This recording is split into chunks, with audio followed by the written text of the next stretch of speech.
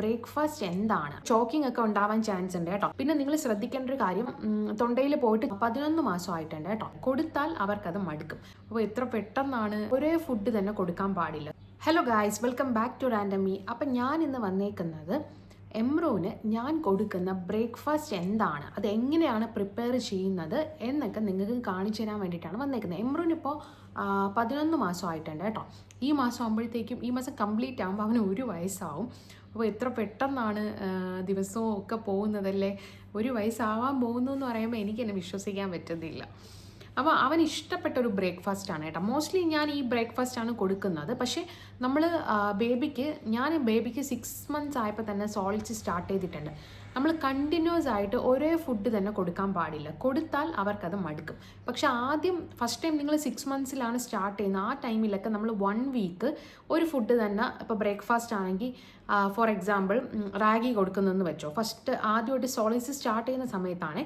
അപ്പോൾ റാഗി കൊടുക്കുമ്പോൾ നമുക്ക് എന്തെങ്കിലും അലർജിയൊക്കെ ഉണ്ടോ എന്ന് അറിയാൻ വേണ്ടിയിട്ട് നമ്മൾ 1 week അത് കൊടുത്തു നോക്കണം. എങ്കിൽ മാത്രമേ നമുക്ക് അലർജി ഉണ്ടെങ്കിൽ അതിൻ്റെ തിരിച്ച് റിയാക്ഷൻ കാണിക്കും, ബോഡിയിലാണെങ്കിലും കാണിക്കും കേട്ടോ.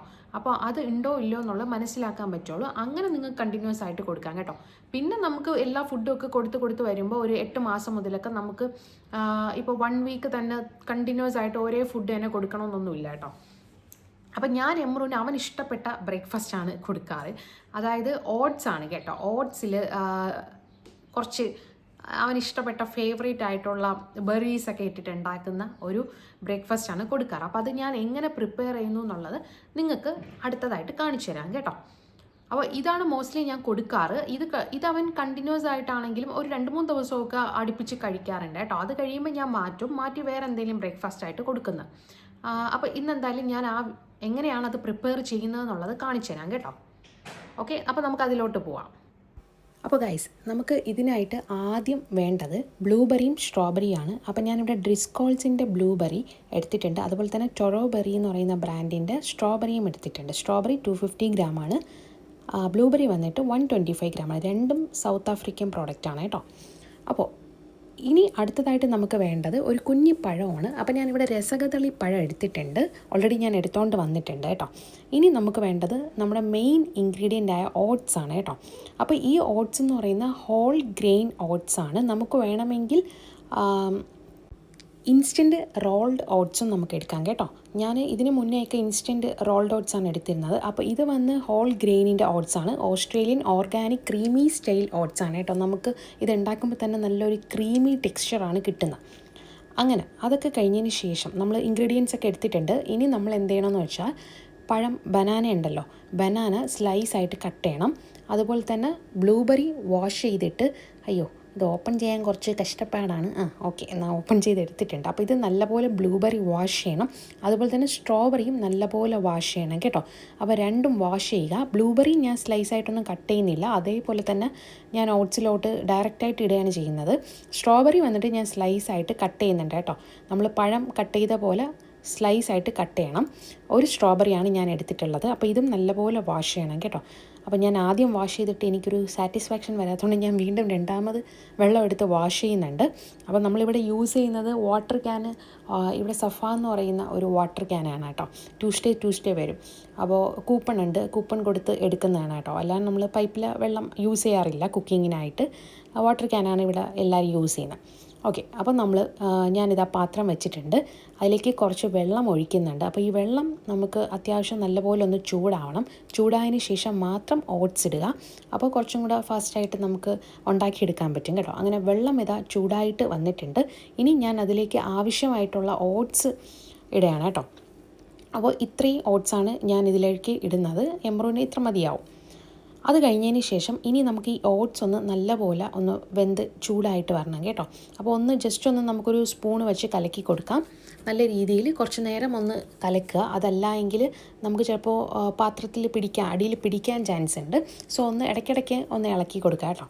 അപ്പോൾ അതൊക്കെ കഴിഞ്ഞതിന് ശേഷം ഇനി ഞാൻ സ്ട്രോബെറിയും ബ്ലൂബെറിയും അതുപോലെ തന്നെ സ്ലൈസ് ചെയ്ത് അരിഞ്ഞ് വെച്ചേക്കുന്ന പഴവും ഇതിലേക്ക് ഇടുകയാണ് കേട്ടോ. അതിനുശേഷം വീണ്ടും നമ്മൾ നല്ലപോലെ ഇളക്കി കൊടുക്കുക, അല്ലെങ്കിൽ അടി പിടിക്കും.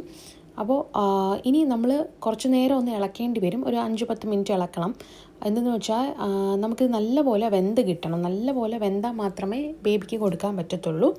പ്രത്യേകിച്ച് ഇത് ഹോൾ ഗ്രെയിൻ ഓട്സാണ്. അപ്പോൾ ഞാനിത് എമ്രുവിനെ കാണിക്കുന്നുണ്ട്. എമ്രു അവിടെ TV കാണുന്നുണ്ട്, വേറെ ആരും ഇല്ലല്ലോ. അപ്പോൾ വേറെ നിവൃത്തികേട് കാരണം ഞാനൊരു 10-15 മിനിറ്റ് ഇങ്ങനെ ബ്രേക്ക്ഫാസ്റ്റൊക്കെ ഉണ്ടാക്കുന്ന സമയം ആളെ ചെയറിൽ പിടിച്ചിരുത്തും. അപ്പോൾ അതാ നമ്മുടെ ഓട്സ് റെഡി ആയിട്ടുണ്ട്. അപ്പോൾ കളർ കണ്ടില്ലേ, ഈ ബ്ലൂബെറിയും സ്ട്രോബെറിയുടെയൊക്കെ കളറാണ് കേട്ടോ. അപ്പോൾ ഈ ഒരു കളറ് വരുന്നത് വരെ നിങ്ങൾ നല്ല രീതിയിൽ ഒന്ന് കലക്കി കൊടുത്ത് ഓട്സ് വേവിച്ചെടുക്കണം കേട്ടോ. ഇനി ഞാനിത് ചെറിയൊരു ജ്യൂസ് ജാറാണ്, ഇത് ഐക്കോണിൻ്റെ ഒരു ജ്യൂസ് ജാറാണ്. അതിന് വലുതുണ്ട് ചെറുതാണ്. അപ്പോൾ ഈ ചെറുത് ഇവനാണ് യൂസ്ഫുള്ളായിട്ട് എനിക്ക് കിട്ടിയിട്ടുള്ളത്, അതായത് എടുക്കാൻ പറ്റിയിട്ടുള്ളത്. ഇവന് എന്തെങ്കിലും ഫുഡൊക്കെ ഞാൻ ഇതുപോലെ അടിച്ചു കൊടുക്കാൻ വേണ്ടി എടുക്കാം കേട്ടോ. അങ്ങനെ ഞാൻ നല്ല രീതിയിൽ ഫൈൻ പേസ്റ്റായിട്ട് അടിച്ചെടുക്കുന്നുണ്ട്. അപ്പോൾ ഈ ഒരു ടെക്സ്ചറിൽ നമുക്ക് കിട്ടും കേട്ടോ.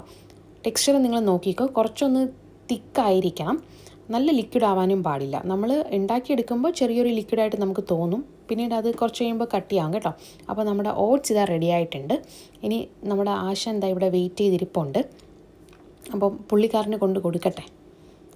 ഓട്സ് കണ്ടപ്പം ബഹളം വയ്ക്കുന്നതാണ് കേട്ടോ കഴിക്കാൻ വേണ്ടിയിട്ട്. അങ്ങനെ അവന് ഇഷ്ടപ്പെട്ട ഫേവറേറ്റ് ആയിട്ടുള്ള ബെറീസ് ഓട്സാണ് ഞാനിവിടെ പ്രിപ്പയർ ചെയ്തിരിക്കുന്നത്. അപ്പോൾ എമ്രു അതാ TV ഓഫ് ചെയ്തിട്ടില്ല, അപ്പോൾ അതുകൊണ്ടാണ് അങ്ങോട്ട് നോക്കിക്കൊണ്ടിരിക്കുന്നത്. എൻജോയ് ചെയ്ത് കഴിക്കുന്നുണ്ട്, അവന് നല്ല ഇഷ്ടമാണ്. അപ്പോൾ ഇനി നമുക്ക് അവന് നല്ലപോലെ ഫീഡ് ചെയ്യാം കേട്ടോ. അവൻ കഴിക്കട്ടെ. TV ഒക്കെ കണ്ട് ആസ്വദിച്ചാണ് ആൾ കഴിക്കുന്നത്. സാധാരണ ഞാൻ TV ഇട്ട് കൊടുക്കാറില്ല, ഇതിപ്പോൾ ഞാൻ ഓഫ് ചെയ്യാത്തതാണ് കേട്ടോ. കാരണം TV ഇട്ട് കൊടുത്താലും ഫുഡ് കൊടുക്കാണ്ടിരിക്കുക, അത് നിങ്ങൾ ശ്രദ്ധിക്കണം. അല്ലെങ്കിൽ നമുക്കിനി എപ്പോഴും ഫീഡ് ചെയ്യുന്ന സമയത്ത് എപ്പോഴും TV ഇട്ട് കൊടുക്കേണ്ടി വരും. സോ ഞാനിപ്പം ഓഫ് ചെയ്യാൻ മറന്നതാണ്. അപ്പോൾ നിങ്ങളെ ഇട്ട് കൊടുക്കരുത് കേട്ടോ, അല്ലാതെ തന്നെ നമുക്ക് ഫീഡ് ചെയ്യാം, ചെയറിലിരുത്തി ഫീഡ് ചെയ്താൽ മതി. വേറൊരു കാര്യം, നമ്മൾ എന്ത് ഫുഡ് കൊടുത്ത് കഴിഞ്ഞാലും അവർക്ക് വെള്ളം കൊടുക്കണം കേട്ടോ, അത് നിർബന്ധമാണ്. ഡോക്ടർ എൻ്റെ അടുത്ത് പറഞ്ഞതാണ്. കാരണം നമ്മൾ സോളിഡ്സ് സ്റ്റാർട്ട് ചെയ്യുമ്പോൾ കോൺസ്റ്റിപ്പേഷൻ ഇവർക്ക് ഉണ്ടാവും. അപ്പോൾ ഇവനുണ്ടായിരുന്നു കോൺസ്റ്റിപ്പേഷൻ. അങ്ങനെ ഡോക്ടറിനെ കൺസൾട്ട് ചെയ്തപ്പോൾ ഡോക്ടർ തന്നെയാണ് പറഞ്ഞത് വെള്ളം നല്ലപോലെ കൊടുക്കാൻ വേണ്ടിയിട്ട്. അതുകൊണ്ട് ഞാൻ ഫുഡ് കഴിച്ചിട്ട് ഉടനെ കൊടുക്കാറില്ല, ഫുഡ് കഴിച്ച് കുറച്ച് കഴിയുമ്പോൾ ഒരു 10 മിനിറ്റ് കഴിയുമ്പോൾ വെള്ളം കൊടുക്കും കേട്ടോ. അങ്ങനെയാണ് ചെയ്യാറ്. തരാം എമ്രു ചോദിക്കുന്ന കണ്ടില്ലേ, കൊടുക്കാൻ വേണ്ടിയിട്ട് ചോദിക്കുകയാണ്. അവൻ്റെ ഫേവറേറ്റ് ബ്രേക്ക്ഫാസ്റ്റ് അല്ലേ. താഴെ ആയ പിന്നെ എമ്രുവിന് ഞാൻ എപ്പോഴും ഇതുപോലെ അവന് ഈ ഒരു ചെയർ മേടിച്ചിട്ടിട്ടുണ്ട് കേട്ടോ. അപ്പോൾ ഈ ഒരു ചെയറിൽ ഇരിക്കുകയാണ് ഫുഡ് കൊടുക്കാറുള്ളത്. അപ്പോൾ ഈ ചെയറിൽ കൊണ്ട് ഇരുത്തുമ്പോൾ തന്നെ അവന് മനസ്സിലാവും അവന് ബ്രേക്ക്ഫാസ്റ്റ് അല്ലെങ്കിൽ ലഞ്ച് ഡിന്നറൊക്കെ കൊടുക്കാൻ പോകുന്നത്. അപ്പോൾ അവർക്ക് എപ്പോഴും ചെയറിൽ വന്നിരിക്കുമ്പോൾ തന്നെ അവർക്ക് അത് മനസ്സിലാവും. നമ്മളിങ്ങനെ ഒരു റുട്ടീനിൽ കൊണ്ടുവരുമ്പോഴത്തേക്കും ഫ്യൂച്ചറിലാണെങ്കിലും ടേബിളിൽ ഇരുന്ന് ഫുഡ് കഴിക്കണം എന്നുള്ളതൊക്കെ അവർക്ക് മനസ്സിലാവും.